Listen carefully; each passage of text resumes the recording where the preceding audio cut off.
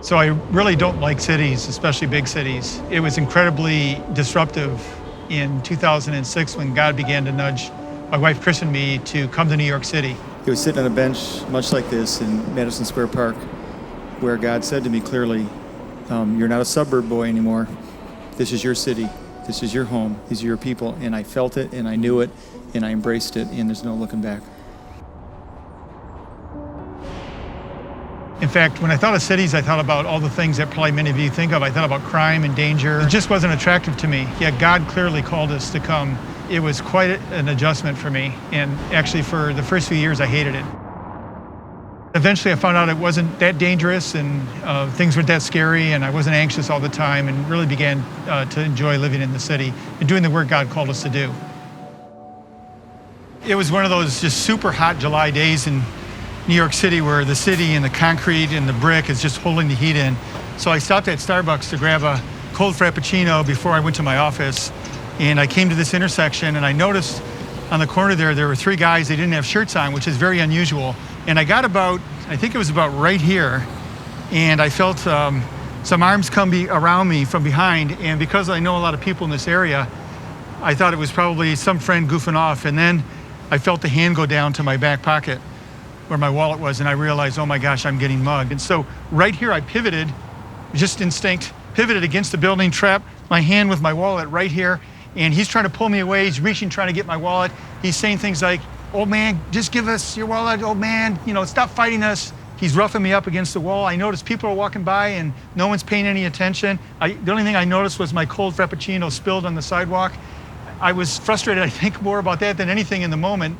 And then finally the other two guys jump in, and so they push me, and one guy starts pounding me on the arm, one guy starts punching me in the gut, and I had this sense of this cannot be happening to me.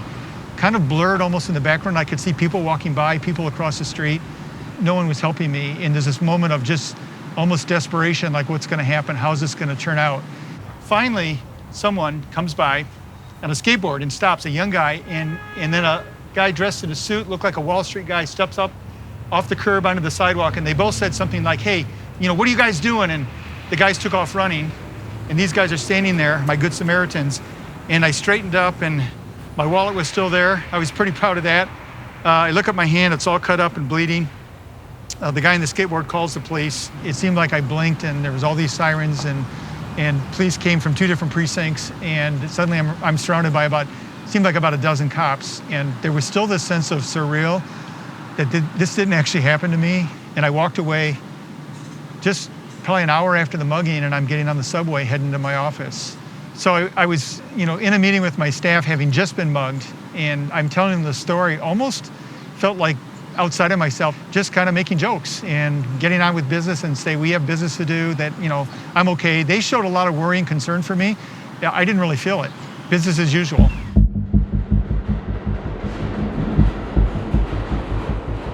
And then for some reason, about a week later, I started feeling anxious about it. And then I remember having dreams about it.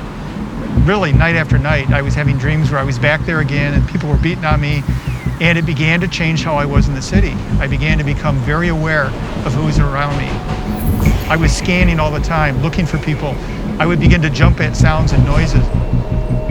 I would find myself standing against the wall so no one could come up behind me.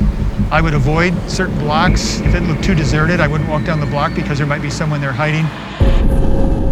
It just changed the way I was getting around the city. It stayed with me all summer long. I really began to feel like I can't live this way. It's harder for me to do my work this way. I've got to do something with this. So I was trying to process it. I was talking to friends about it. I even actually talked to a counselor. I was encouraged to talk to a counselor about it, so I did that. But it just persists. And so I decided in early September that I was going to share this in a devotion with the staff. So I sat in my office at the end of the workday. Before I put my pen down, this kind of thought or prayer came to me, and I wrote it down, and it said, God, I don't want to live in fear. Exclamation point, put my pen down, grabbed my stuff, and headed home the 2 blocks to my apartment.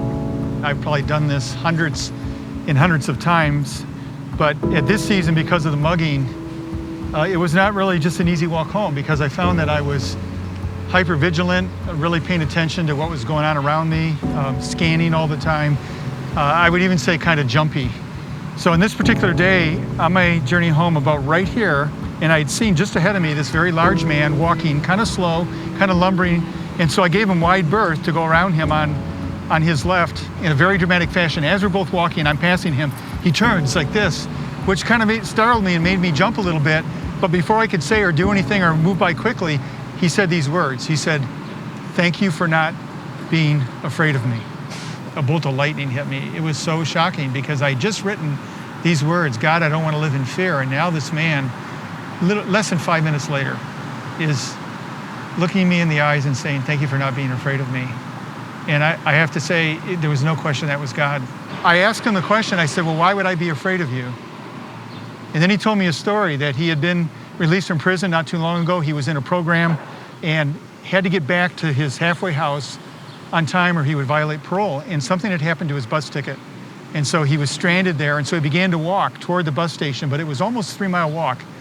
And he had made it almost there all the way this way, but he also didn't have any money. So he didn't know what to do when he got to the bus stop anyhow. So we're having this conversation and he's describing to me going block after block after block, anxious, looking at his watch, wondering if he's going to make it in time and asking for help. And every block he was praying, "God, would you please send someone to help me?" Block after block after block, and no success. So he made it all the way up, of all places, right across from my office. And I come out here on the sidewalk, not wanting to live in fear, and here we're having this conversation. And so we talked about how I could help him, and just a couple blocks up was my bank, and I almost never give money out on the streets, but I saw his ID. His story was believable. He had tears in his eyes. I just felt the connection. Plus, I knew that God had sent me to him. There was no question. He felt grateful and was in tears because God sent me to him, and I felt grateful and in tears because I felt God had sent him to me. This was a moment, a divine moment for both of us. And so we took care of getting his bus ticket, and he went on to grab his bus and hopefully get there in time. I never saw him again.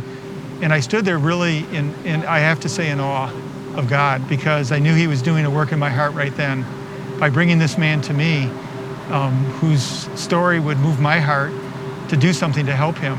And after the fact, as I would replay this over the next few days, I just pictured in my mind's eye, as he was crying out to God, I believe that God was hearing his prayer. Block after block, mile after mile, as this man desperately needed help. And I began to picture it from God's perspective of him longing to help this man. That's the desire of his heart, to help him. But he needs someone to respond. So God might be asking the question, who do I have? Who do I have that will listen to me? Who that I have who is not living in fear? Who do I have that will provide help for this man? Because God is not going to drop a bus ticket down on the streets. He's not going to drop a $20 bill. He needs someone, some person, some man, some woman to respond to this man's cry for help. So as time has gone by from this experience, it's really become for me a paradigm of how God works in the world. At this very moment today, there are people all over the globe, all over the planet Earth, all over our cities, who are crying out to God for help, who are looking for answers to prayer.